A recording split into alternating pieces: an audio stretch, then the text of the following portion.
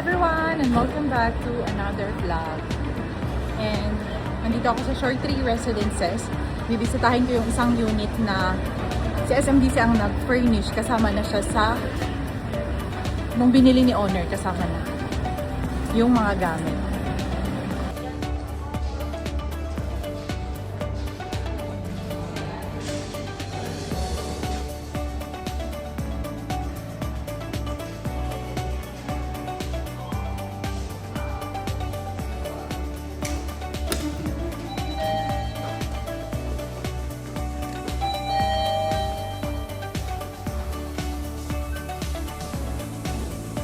Yung unit is sa Tower 3 and 4th floor. So, nung binili ko, kasama na yung gamit.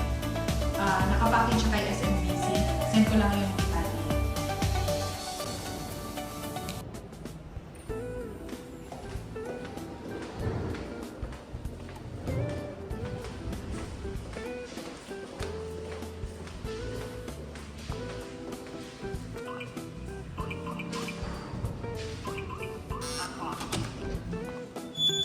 Oh, yan na. Na-assemble na. On natin lahat ng switch.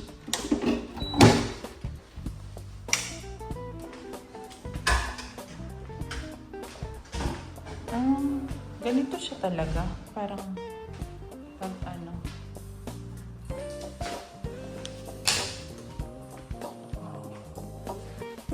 Ito na lang. Ano kaya to? Siya. Paano ba?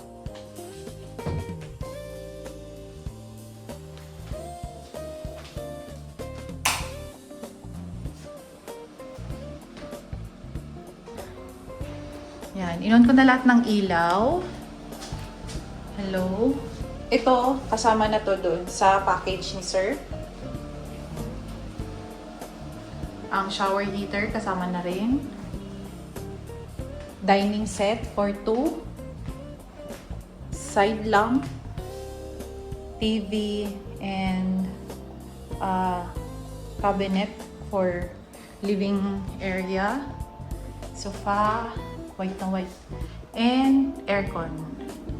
Ang view niya, Shore 1.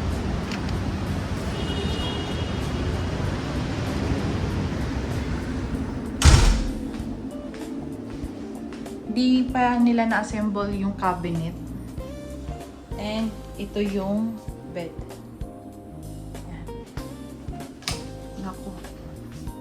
Doon nila in-install ang aircon sa labas. Ito yung magiging problema dito. Mahihirapan ang aircon kapag if ever na sa bedroom. Matutulog na. Kasi pupunuin niya, pupunuin muna ng hangin dito bago papasok sa bedroom. So kami pag nag-install, mas nire-recommend ko po na sa bedroom. Kasi maliit yung space. Pag inon mo, pagbuga, lalabas agad yung hangin. And dito kami naglalagay ng fan light. Yan. So ngayon, i-recommend ko kay owner na mag fan light siya dito sa loob. So, sa mga unit owner na gustong pa-service sa amin, like katulad nito, upon turnover nito, kami na yung nag-assist sa unit owner kasi nasa ibang bansa siya. Kami ang nag-check for turnover. And then, hinintay namin ang SMDC para i-deliver nila lahat ng gamit. Ito yung parang promo nila before, kapag bumili ka, naka-fully furnished na. And sila na lahat mag-prepare ng appliances. Pero ito, i-discuss namin kay owner kung ano yung gustong gawin niya. O kung vacation at home niya, or ipapa-Airbnb din. And then, ang nilagay lang namin dito is yung smart lock. Napakaganda kapag naka-smart lock ang unit ninyo.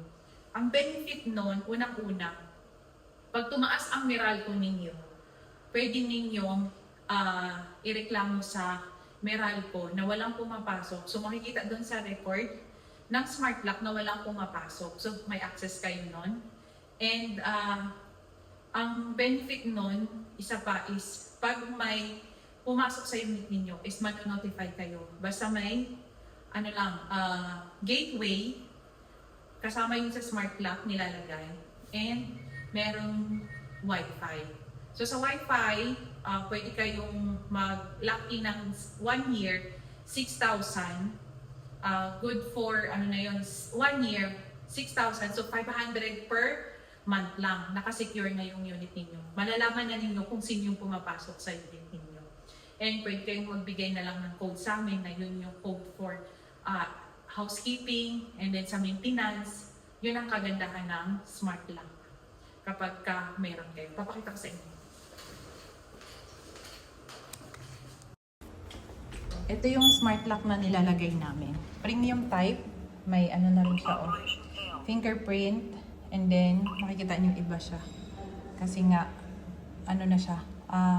Hindi siya katulad ng ibang brand. Yan. So, if ever sa mga unit owner na gusto kaming kunin to manage your unit, you just email po or gusto niyo i-visit yung website namin for other services po. www.daleprime.com. And today, pupunta kami ng MOA.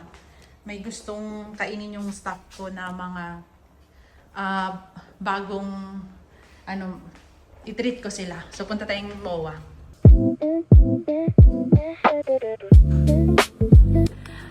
Gusto ko palang magpasalamat sa isang unit owner ko sa Shell Residences. So yung dress ko ngayon is bigay niya. And yung isang owner ko, yan nagpa-personalize siya from Bahrain. Pangalan ko yung nilagay, gold. Mahal ng gold ngayon. Tapos binigyan niya ako. Thank you talaga, ma'am. Ganon niyo po pinapahalagahan yung namin trabaho namin sa inyo. Na talagang sabi niya, gold talaga yung, bali second na binigay niya na to, yung isa sing-sing. Hindi ko lang nasuot. Ayun. So, let's go sa MOA. Samahan niyo kami with the Team Dale.